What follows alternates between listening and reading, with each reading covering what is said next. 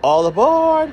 Ladies and gentlemen, boys and girls, football fans of all ages, I am Beast Mike, and you've now arrived at my train of thought. It's also time to ask the question, where do we go from here?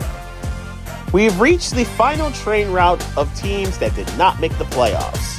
And these two teams are incredibly similar. Both were mediocre in terms of their scoring. Both were mediocre in terms of their overall offensive production, whether it's passing or running the football.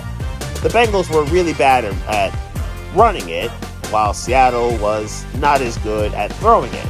Both were rather similar in terms of scoring. And then defensively, these were two of the three worst defenses in football in terms of yardage.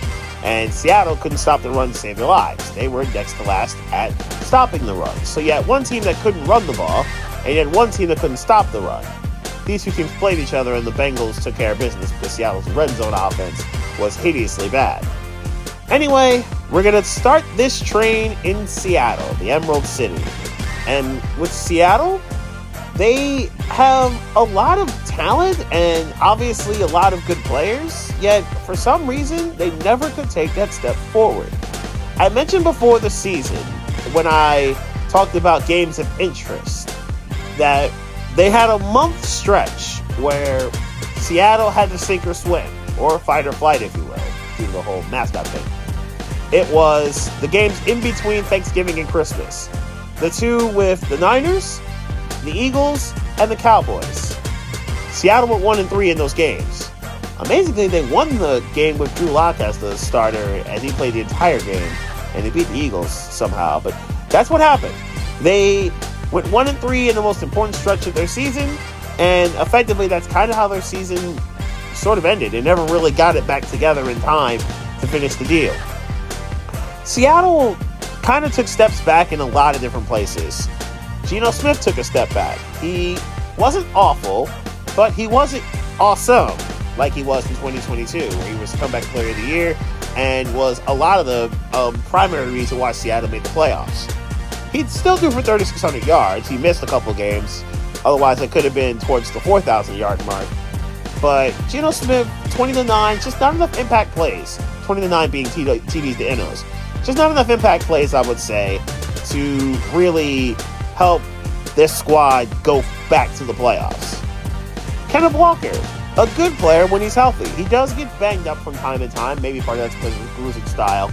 But he did get hurt again a little bit, cost him a couple games. Otherwise, he probably gets to 1,000 yards. He had 905, and he scored 8 times. He is reliable in the end zone. I do love Zach Charbonnet's game. I'm amazed he only scored once. I think Walker and Charbonnet are a good mix of thunder and lightning in Seattle's backfield. Seattle and Cincinnati, as we'll talk about later, I think have two of the best trios of receivers in the game. Maybe the two best. Minnesota is the other one I would argue with. And DK Metcalf, good year, 1,100 yards. He had 8 scores. Good year for Tyler Lockett, who just got a new deal. Basically 700 yards, basically 900 yards, I should say. And he had 5 scores, but he's always capable of making that big play down the field. He's always been able to do that. And Jackson Smith-Njigba was a really nice pick, and we all thought he would be when Seattle snatched him. He got 4 scores. He was a good player. He had a little over 600 yards. He was a good player for them, for Seattle, and I think year 2 is going to be better than year 1 for Smith-Njigba. This defense also had some stalwarts. Future Hall of Famer, and Bobby Wagner is going to go to the Hall of Fame, I think. Led the league in tackles, had 183. There's going to be more on him in a little bit. But Bobby Wagner continues to play incredibly solid, durable, efficient ball. And he was, once again, the leader of the Seattle defense as he made his return for a year. Julian Love, good year. 122 tackles on his part. Wagner had 2.5 sacks. Julian Love didn't get any. But Jordan Brooks got 4.5. He had 111 tackles. He was kind of, I would say, becoming the heir apparent in terms of the linebacking core in Seattle for the possible departure, once again, of Bobby Wagner. More on Wagner and Brooks in a little bit. I like what I saw from Devin Witherspoon. I think Devin Witherspoon had a pretty good rookie year. He finished 5th on the team with tackles with 79, and the pick 6 coast to coast against the Giants was, ironically and amazingly, his only pick 6. I'm actually really surprised by that. I thought he'd have a couple more in us. I do want to see Rick Woolen have a bounce back year. Year 1 was awesome. Year 2 was not. And Woolen had 2 NOs this past year. He had 6 in year 1. And I think Woolen's going to be more sold like year 1, his rookie year. But this was not a great year for him. And I think he and Witherspoon are still going to be really good for years to come as a duo in Seattle. There is some change, and I think I've kind of buried the lead here with this, but there is some change in Seattle as we know. Out goes Pete Carroll, who seems to be the only real constant and really the last man standing, coach or player, from the Super Bowl team that didn't leave, because obviously Bobby Wagner left for a year.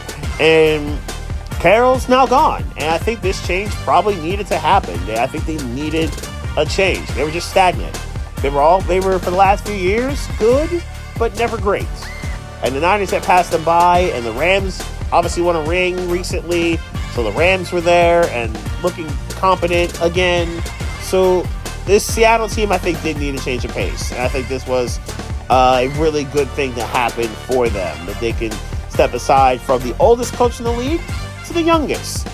And Mike McDonald, who did an excellent job with the best and most physical defense in the game in the Baltimore Ravens. He was the defensive coordinator in Baltimore, and he will certainly be the guy who's going to call the plays and the shots for Seattle's defense, who can certainly use, I would say, a little bit more physicality, but really, I think better against the run is where they have to be. They were hideous against the run, and they got to be a little bit more physical, I would say. The pass defense can improve, but the run defense was really what hurt them, especially against the more physical teams, i.e. Pittsburgh, who bullied them for a lot of that game in Seattle and ran very angrily, I would say, and a lot of people for that matter. Seattle actually was 12th in the league in sacks this year, so it's not a bad pass rushing situation. Boyd Mafe and Jaron Reed had 9 and 7 sacks apiece to pace the team. Could Seattle stand and get a little bit better? Sure they could, because of the offense they're dealing with in this division, but Seattle might be in a decent spot when it comes to getting to the quarterback, when it comes to their personnel. And now we get to what Seattle has to deal with in terms of their free agency.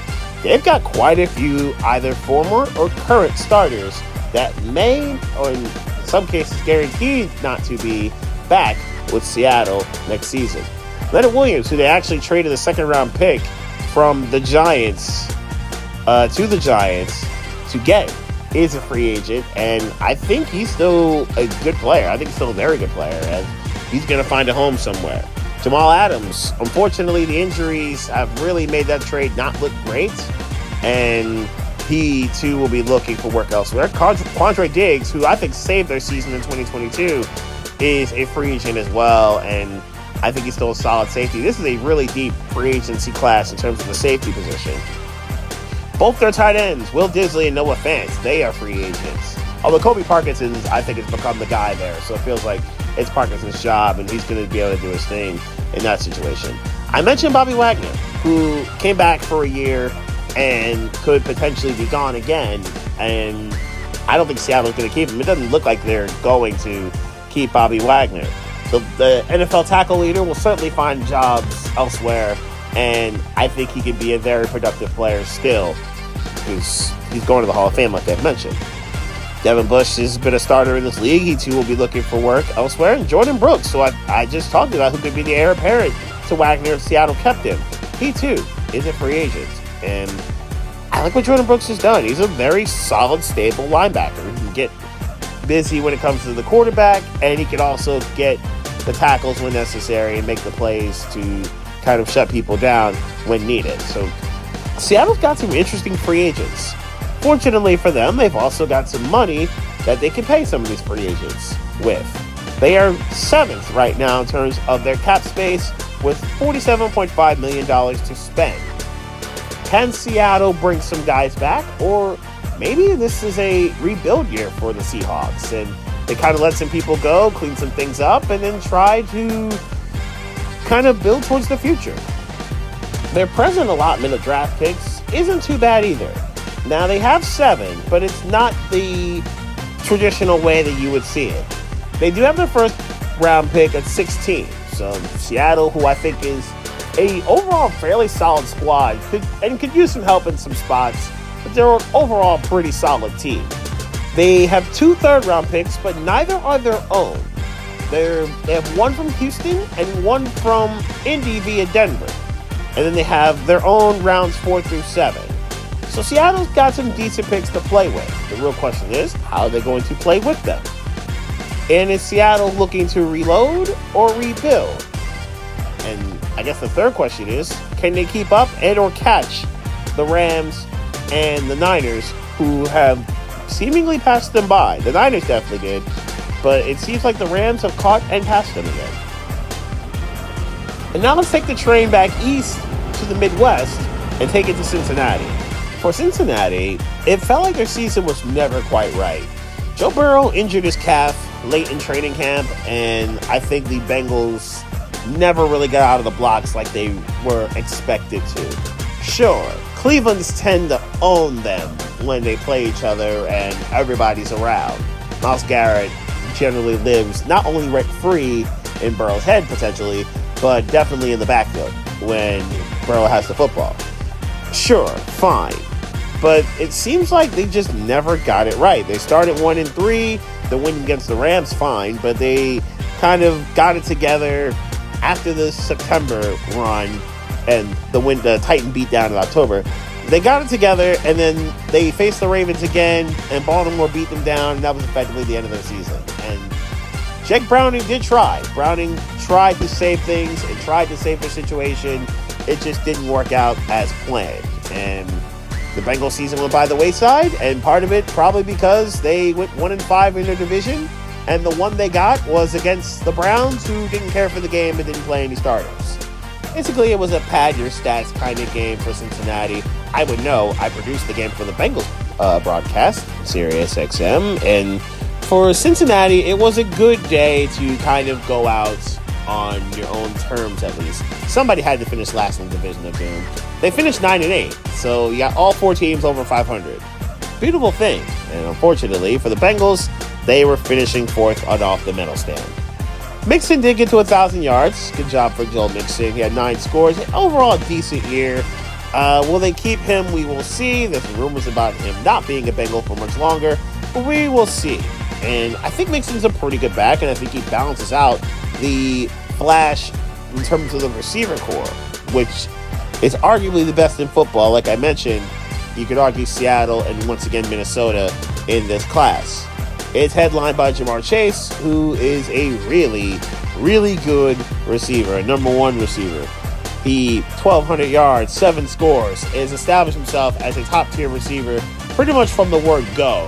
And him and Burrow, or he and Jake Browning, who did pretty good for his sake, always had a good rapport and kept it moving and kept things rolling. Tyler Boyd, maybe the best slot receiver or number 3 receiver, quote unquote, in the game right now. Amazing, he only scored twice, but he almost had 700 yards and was overall a pretty productive receiver. He will probably look to get paid soon enough, but overall, Tyler Boyd is a very good number 3. He would probably be a number 2 receiver for a lot of teams, and maybe a number 1 for those who are really starved at receiver. There are a few teams in that category. T. Higgins, who a lot of people thought was not going to return to Cincinnati, did get franchised. And Higgins got another 650 yards. He actually missed 5 games, which is rather unfortunate, but did have 5 scores. He's a good player, T. Higgins is. And this receiver core is going to stay together at least one more year. We'll see what happens with Boyd going forward. And obviously, Jamar Chase is going to have to get paid a lot of money because he's a top 10 receiver in the game as of this moment. We'll see what Cincinnati does there. There's no question who the best player on this defense is. It's Trey Hendrickson, who has been worth every penny Cincinnati has paid him since he came over there. He had 17.5 sacks this year, amongst the league leaders in sacks overall in the league. And amazingly, he almost tripled whoever was the second place sack leader, which was Sam Hubbard, who is generally a good player. I'm just amazed Hubbard only had 6 sacks this year. Bit of a down year. I'm a little disappointed there. The team leader in NLs was Cam Taylor-Britt, who had 4, and he tied Logan Wilson, who also had 4. Wilson was the team leader in tackles with 135, and second on the team was Jermaine Pratt, who had 118. Pratt also had 2 sacks, 2 NOs to his name, so kind of a little bit do-it-all type of linebacker for Cincinnati. I'm just amazed that Hubbard only had 5 sacks. And usually, I would have thought that Hubbard would have got to 8 or 9. He's that good of a player.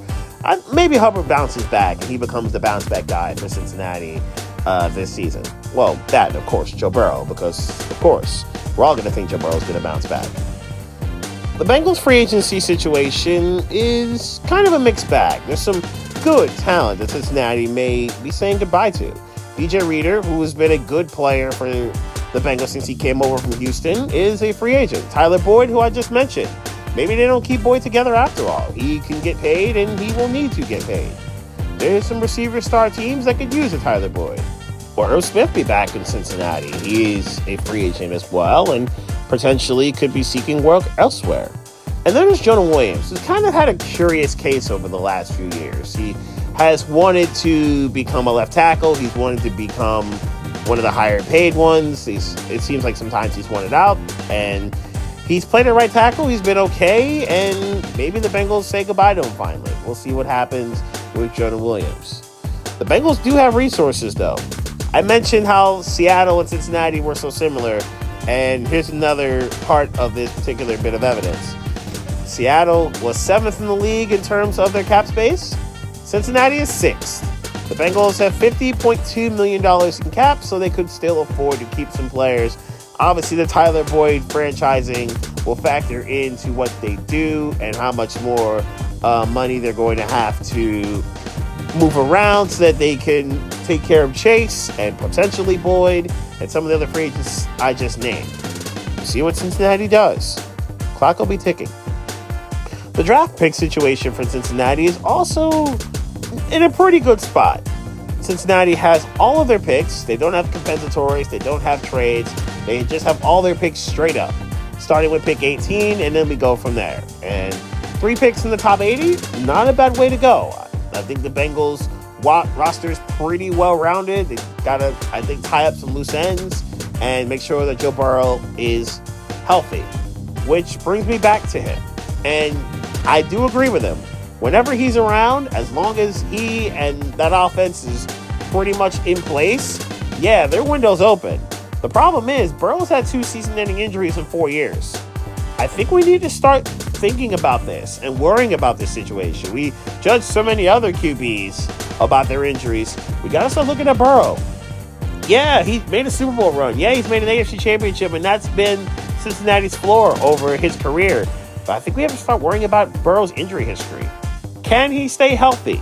And if he does, can the Bengals navigate their way through the jungle that is the Division of Doom? And with that, you've reached the final stop of my train of thought. The next train, and for that matter, the next 7 trains, are going to have to do with the NFL playoffs. The first of which are going to deal with enemies of these 2 teams. We're going to go to LA and talk about the Rams and how the daycare center on defense took care of business and got the Rams back to somewhat of a prominence. And we're also going to talk about the Steelers. And needless to say, Pittsburgh has made some interesting news while I've been recording this part of the train of thought.